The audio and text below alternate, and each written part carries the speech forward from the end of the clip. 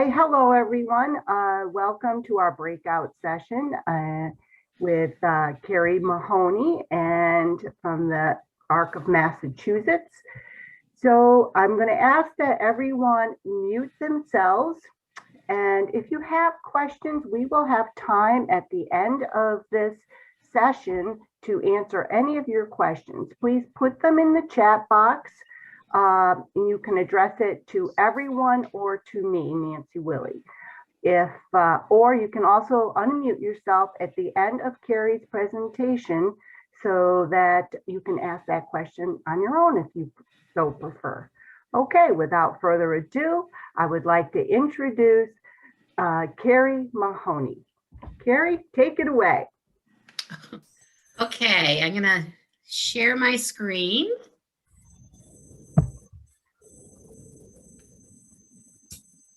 Well, good morning, everybody.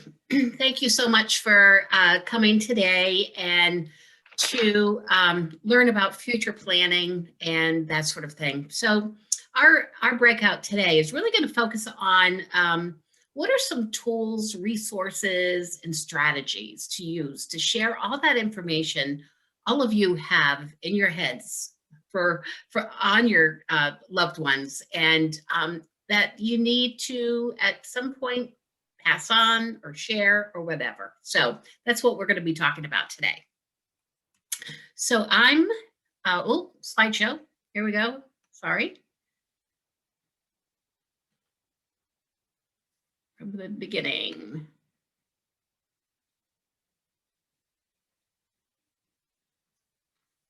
Well, that didn't work. Okay, let me try that one again.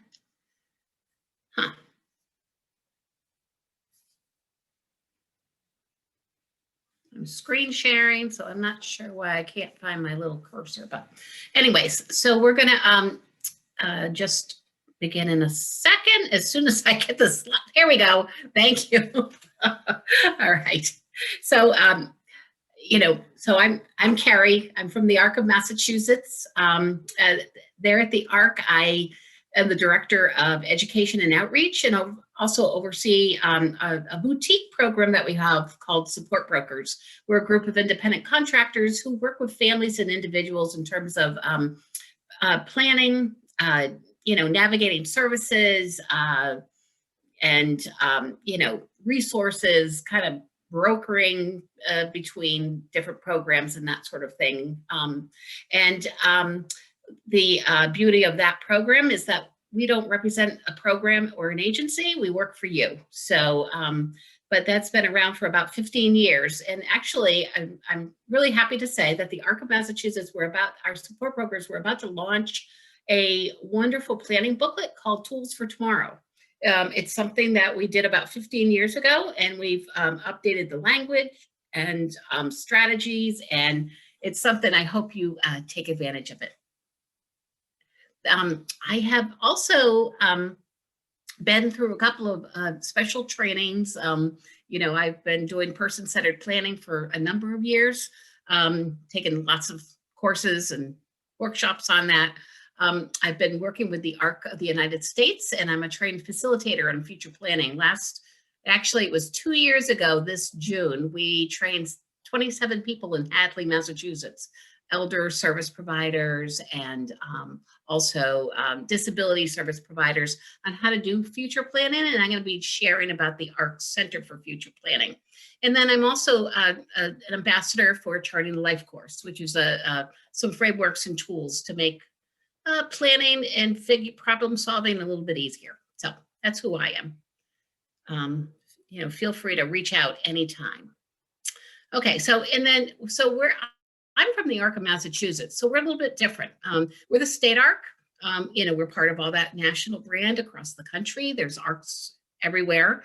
And then we work at the ARC of Massachusetts with our affiliates, like Berkshire County.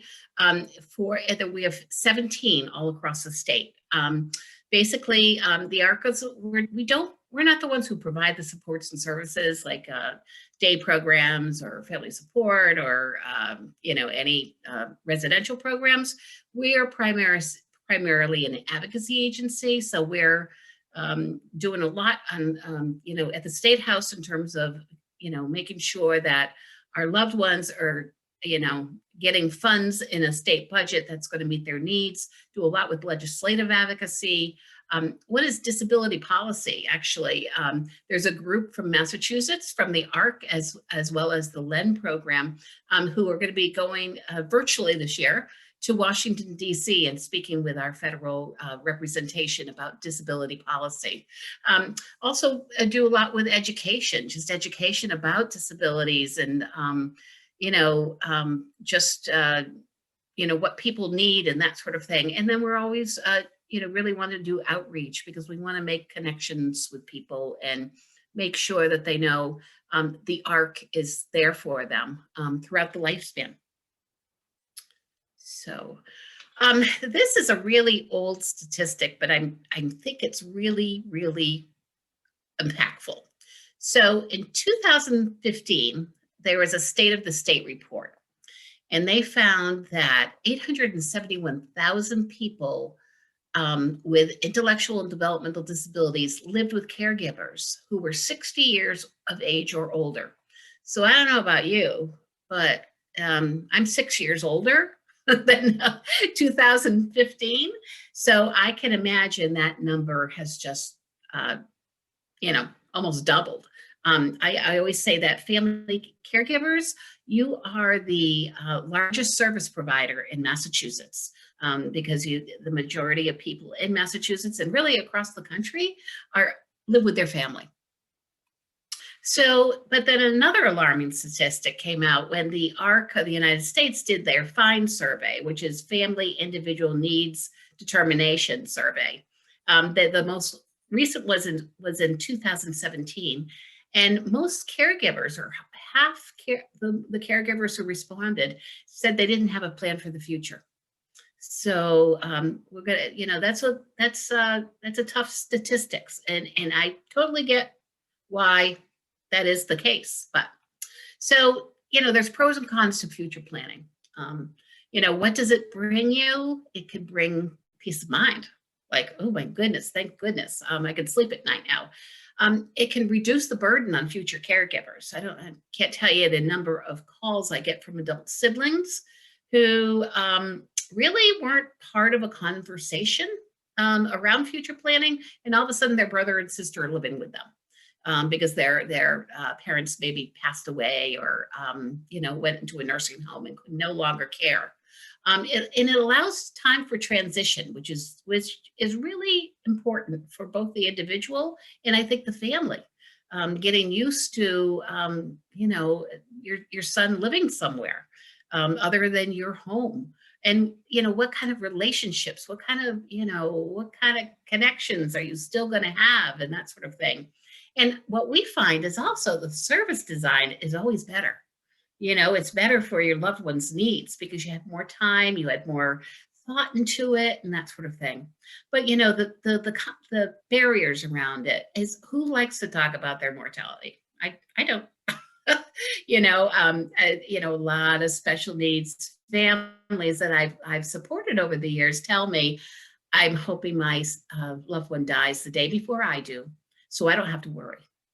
And then some people kind of joke, oh, I'm going to live forever. No, not a problem.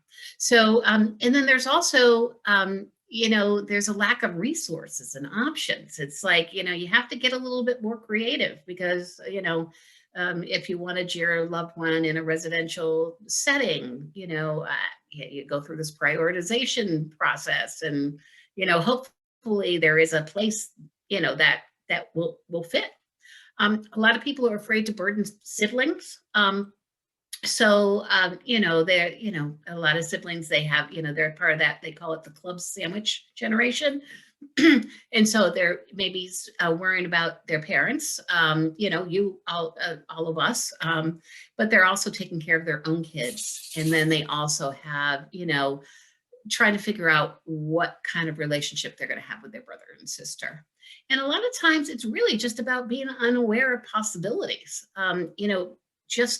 Coming to events like this today, they always make me so energized and enlightened because I'm hearing from people about hope and just, things that worked and things that people figured out. And I think it does take some of the scariness away, at least it does for me. So what should be included? So there's different components to future planning. And this morning we heard from Fred Missilo all about the legal. He's terrific. Fred, has been doing this for years and really understands how to protect people's benefits, but how to give them how to fund maybe things for a good life, get decision-making supports in order and that sort of thing, and all the legal processes so that your loved ones are protected. Also, a lot of people, see financial planning as part of it, and just, how do you fund some of this trust? How do you, what about ABLE accounts? There's a whole host of things that you can think about in terms of financial. And so today, really, I'm going to be talking about planning for that meaningful life, which, in my opinion, is like one of the most important, So this is my friend, Evelyn. I've known Evelyn for years. She's actually my mentor. She was a volunteer and started actually support brokers at the ARC of Massachusetts. She was the chair of the Government Affairs Committee forever. So this a couple of years ago, we got a grant and we were able to help Evelyn with some future planning for her son. She has a son who lives in a private residential program, which, she uses some government benefits, but also some personal finances to support him there. He loves it. He's doing great. But, she's worried about when she's no longer there. She's got 2 other children. Her daughter's in France and her son's in Vermont. And so she wanted to kind of bring the family together and talk about what will happen when they're not there anymore. So she has like, I think 3 volumes of books. So future plan, and there's everything you need to know about her son, Tom, in those books. And part of it is the letter of intent. And, a lot of it is about her vision for the future, and then any of the backup stuff. So I know, sometimes it's really hard to have these conversations and starting these conversations, but I know of a family and how they began the conversation was they shared their books with them, with their other children, and just started saying, oh, okay, this is this information and that information. And the conversation was just, it flowed beautifully. And it wasn't awkward about, okay, we got to talk about, when I'm not here today, tomorrow and that sort of thing. And it made it a little bit more, factual and that sort of thing. And sometimes taking the emotion out of it. So, vision, what's a good life for your loved one? What does that look like? What are their strengths? How are they best supported? Who's important to them? What needs to be in their lives? So I get, a ton of phone calls at the ARC of Massachusetts, people looking for information on services and supports and that sort of thing. And so I'm kind of a resource junkie. I've been doing this for a long time, and I know a lot about, benefits and services and all that kind of good stuff. And I realized after taking part in the Charting the Life course ambassador series that I was probably overwhelming all of you quite a bit with my exuberance and suggestions about, oh, check this out, check that out. And, I get a lot of questions like, oh, what program should they go to? And so, we really working now to back up to just, slam on the brakes. Let's have that different conversation. So I start asking questions like, well, tell me about your son or your daughter, what are their strengths? What's important to them? What does a good day look like? And when you start talking that way, I think you get a lot more information about the person, who they are. And so, this is more of the approach I think that's helpful to take. So this is the Charting the Life course Nexus.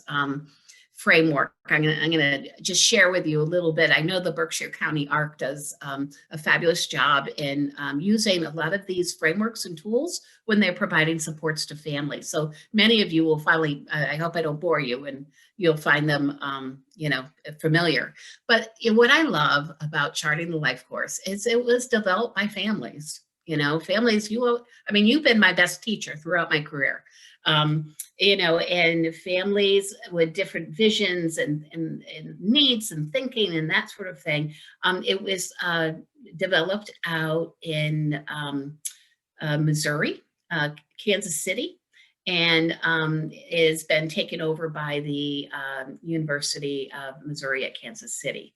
So, and James St. John and Shelley Reynolds and Jenny Turner, that they're really the leaders out there, and they're all they're either parents or siblings. So this is the graphic of the medallion, and you'll notice, in this medallion, the person's in the middle, surrounded by a family, and that how important that is. And then the next circle is, you see life domains.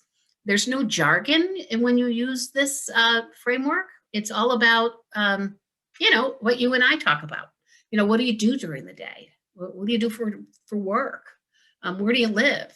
How do you get around? Who do you hang with?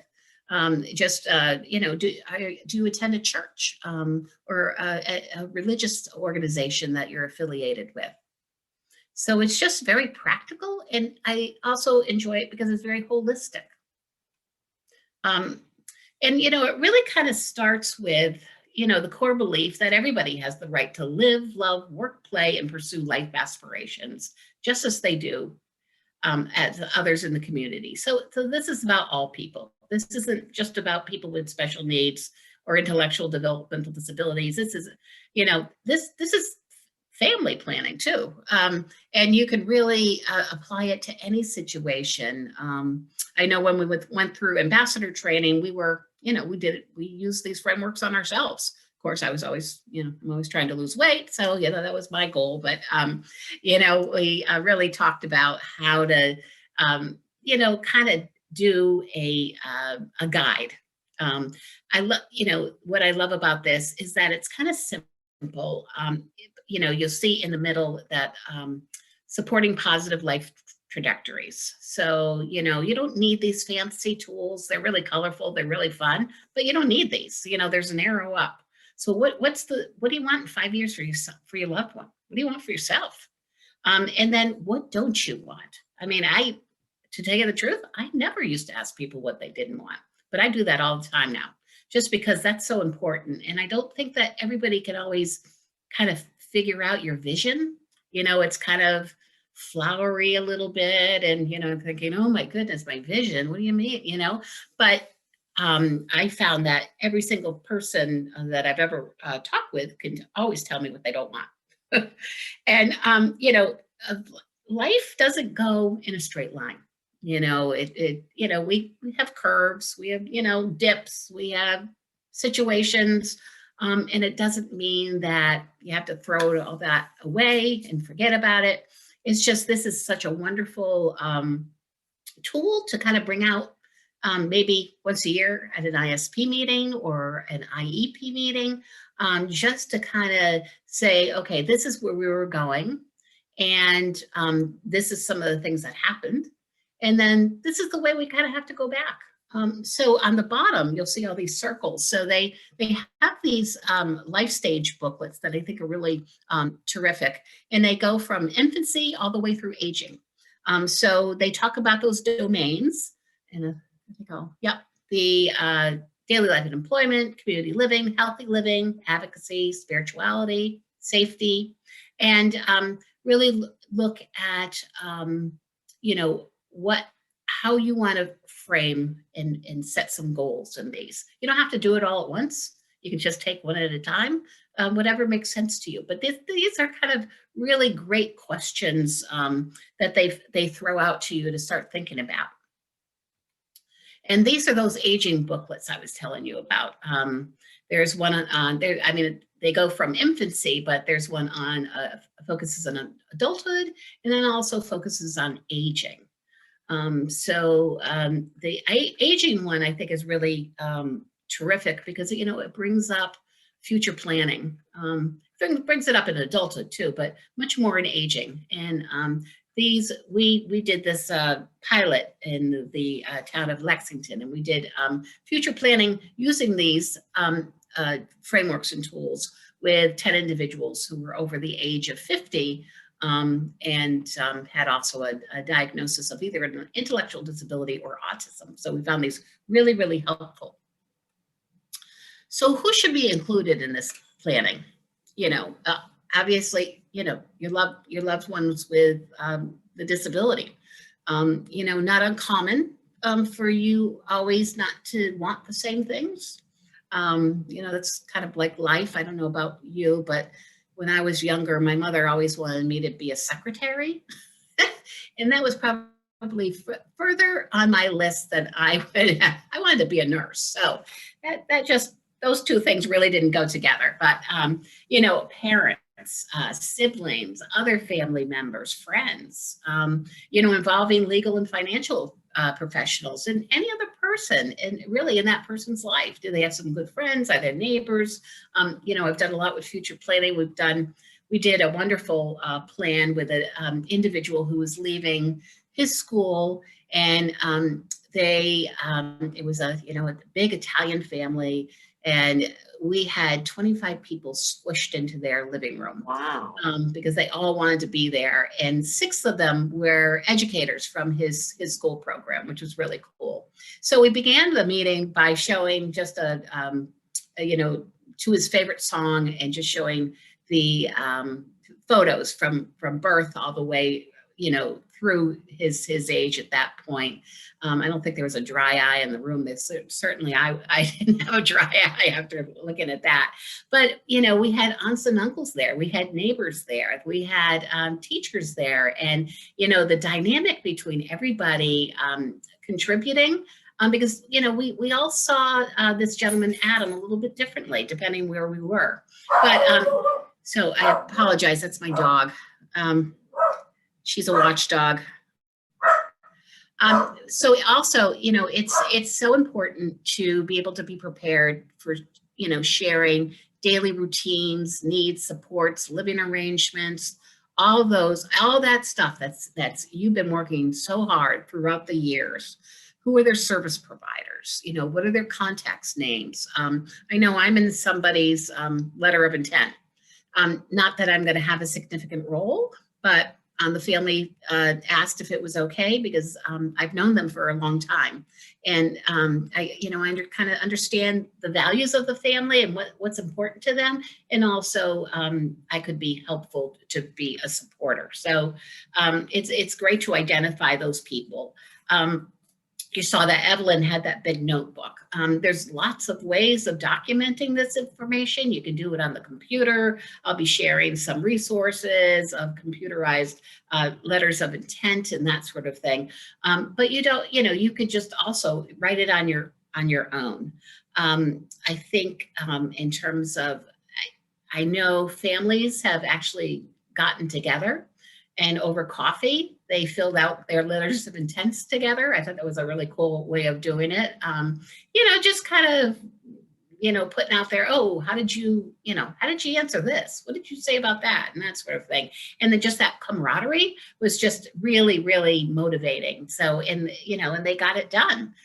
So they would, this is prior to COVID, but they'd have coffee at each other's houses and bring their letters of intent. And it was a really, really nice way for people to share this information. So I'm also going to tell you a really sad story about when somebody didn't do a letter of intent. So this past New Year's, I got a phone call, and it was from an attorney I used to work with, and a family had notified him that their friend's mother had passed away a few days after Christmas unexpectedly. And so the family, there's a brother and a sister-in-law involved. The sister, she was living with the brother. another sister, and they had services. They had, he has Down syndrome. He gets services through Department of Developmental Services. They get AFC, and so they were involved with some recreation programs and that sort of thing. But nobody knew who to call. So the crisis was that the sister, who was actually the AFC provider, was going to be starting in-person college class starting that Monday. And, her brother wasn't going to any kind of day program, and because of COVID and all of these other factors, but they didn't also even know the name of the service coordinator at DDS. So through kind of a guessing game, we pieced together all of the services that this gentleman probably did have and who to connect with. So, but that is what a letter of intent can do for people. Again, I hear from brothers and sisters all the time. My mother didn't tell me anything, or my parents didn't tell me anything, and who do I call? What do I do? And that sort of thing. And so this takes a lot of that mystery away, and it's also great exercise to get that information, down on paper somewhere. So this is not a legal document, by the way. This is the letter of intent. This is just something a lot of people put with their special needs trust or their will, and it also needs to be updated quite often because things change. But and this is where I kind of like to talk about passing the baton, that I call it, or how do you let go? How do you get to that next step? Who do you give it to? How do you give it to? People and that sort of thing. We've been doing a series with Massachusetts Sibling Support Network over the past year called Passing the Baton. And one of the things that we did this year is we featured a parent, and actually it was Evelyn. So, she's willing to share her story. And also and then a sibling talked about her perspective in terms of trying to grab the baton from her aging parents, and being able to feel comfortable about, maybe providing some influence in her brother's life. So just really two interesting perspectives. So I'll just share a little bit.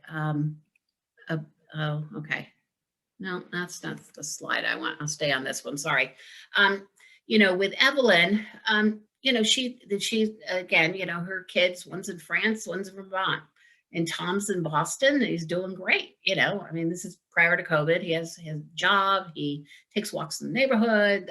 People in the neighborhood know him. He's got a great housemates. The families get together, and just a really nice situation.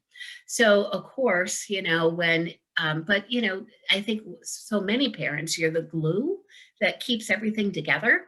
And so who's going to be that glue afterwards? And so through some person-centered planning, some using the Charting the Life course booklets and that sort of thing, really started talking about what will happen with Tom when his parents are no longer in the area.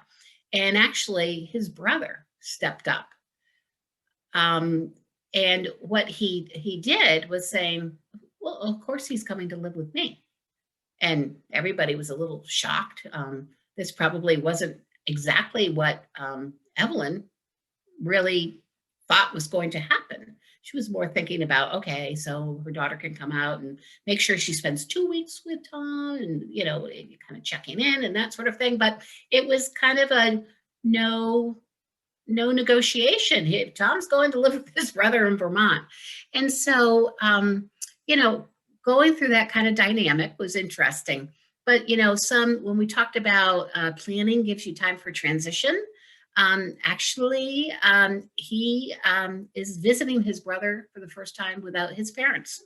So going to spend weekends and things like that. And his brother has a smoked maple syrup business.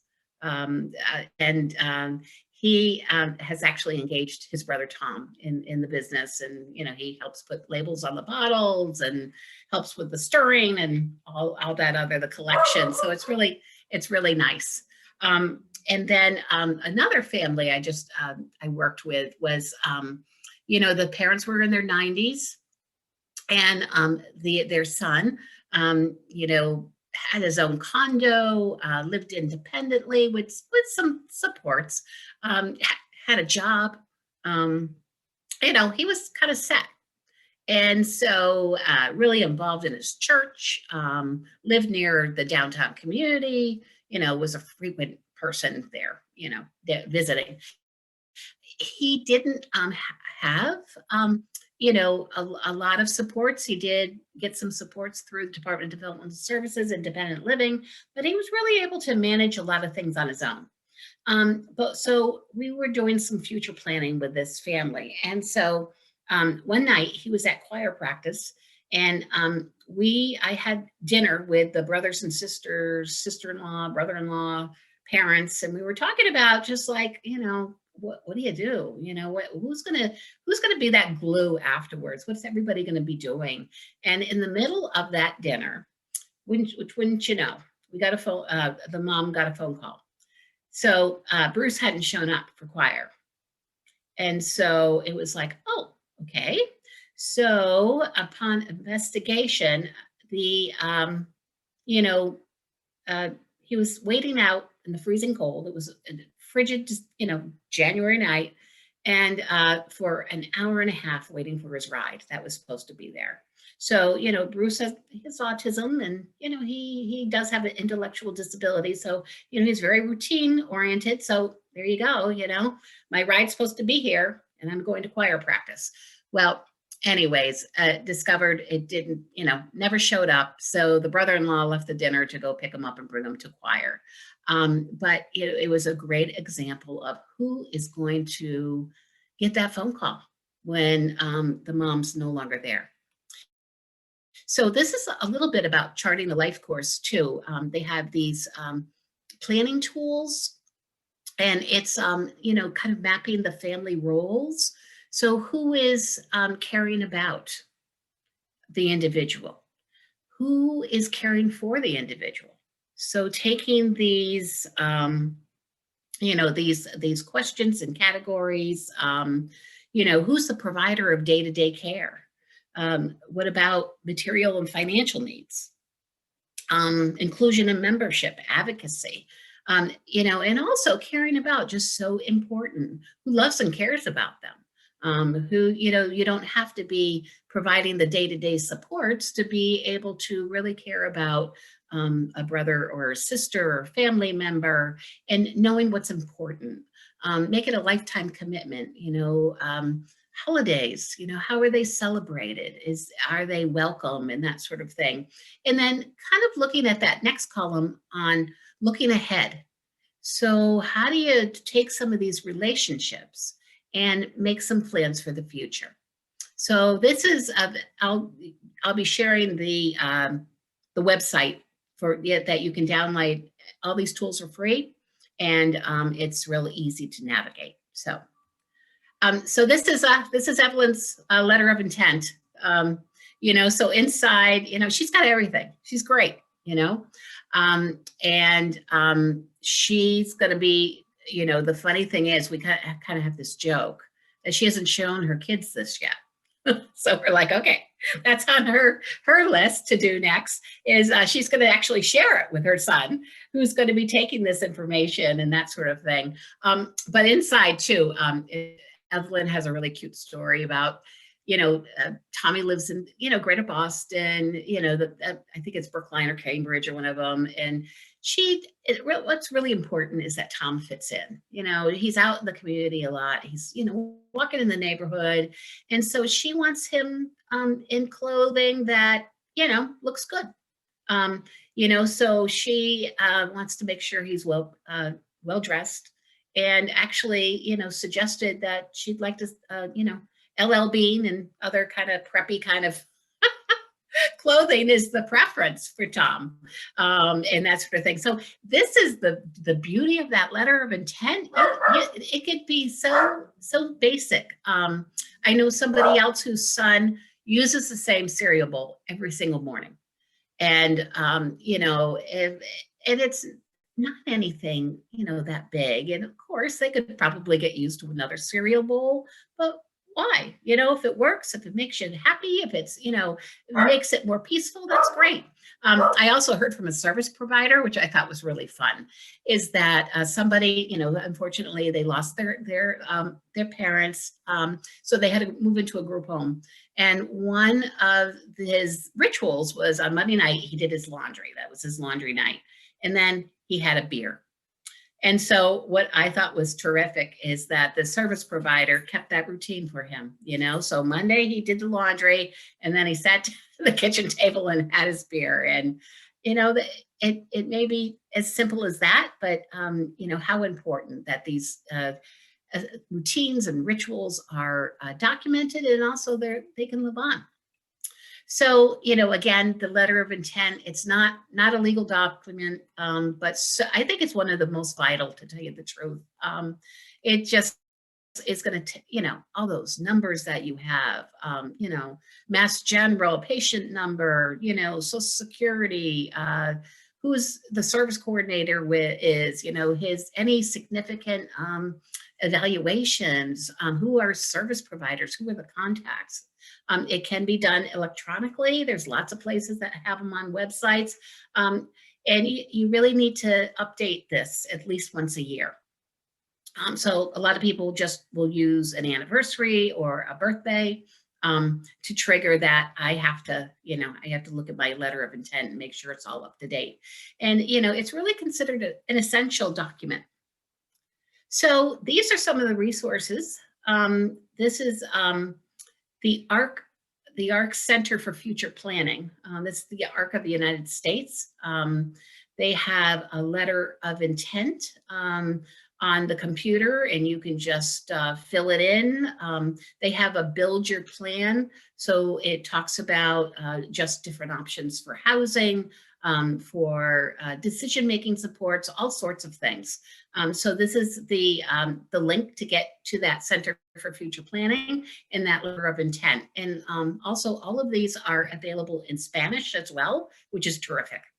And then I talked about Charting the Life course, the life stage booklets, the trajectory. Didn't go into the integrated support STAR, but that STAR is really great in terms of, it's got 5 points of a STAR, right? So you talk about the person's strengths, the relationships in their lives, technology, how do they connect?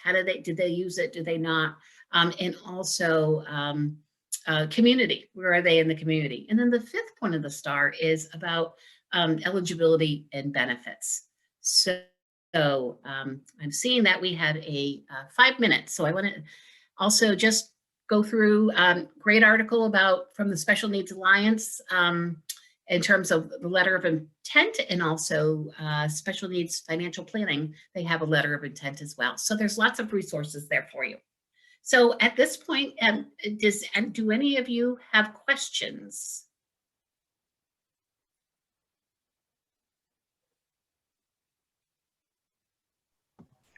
I have a question, if I can ask.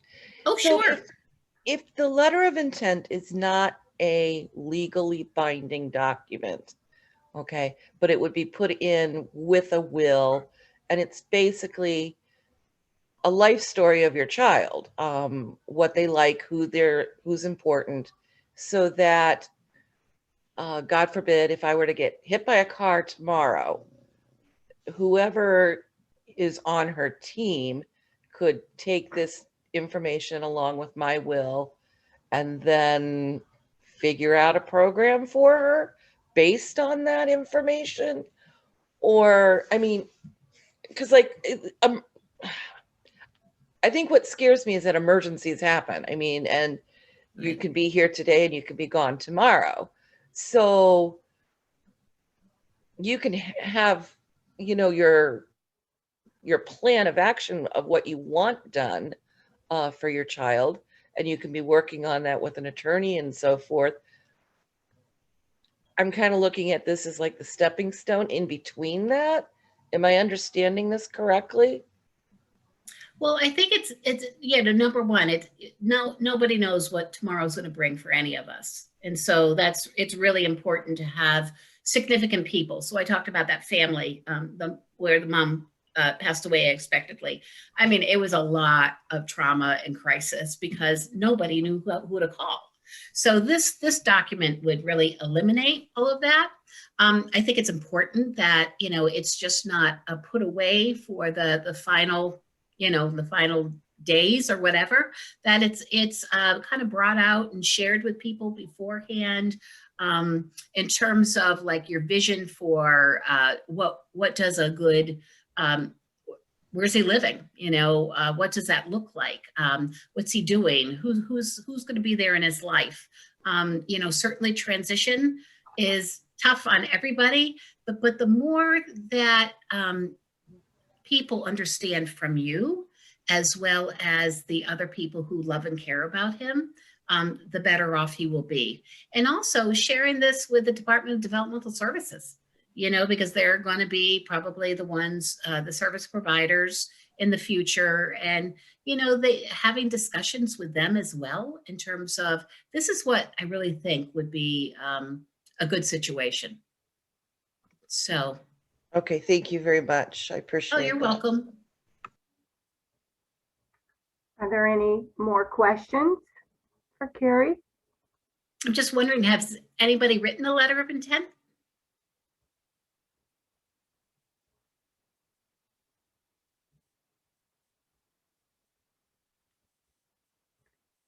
No, but I think they may now, Carrie.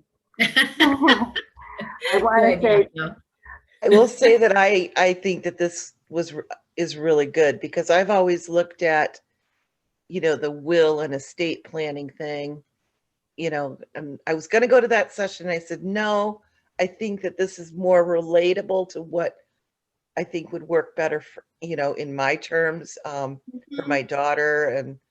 And because she'll say what we could actually sit down and discuss what is it that you want, you know, Yep. someday this is going to happen. And of course she's going to go, don't talk like that, you know, but Exactly. I think it's really good. And, you know, this gets into my, you know, she may decide that she doesn't want to live on her own, or may decide that she wants to be in a group setting or something like that. And, you know,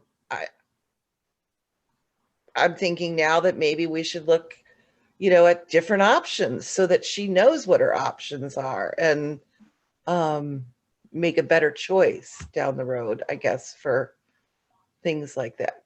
But I like the idea of at least having the basic information all together someplace to help the next person. I think we're supposed to be done, so I'll end there. Thank you very much.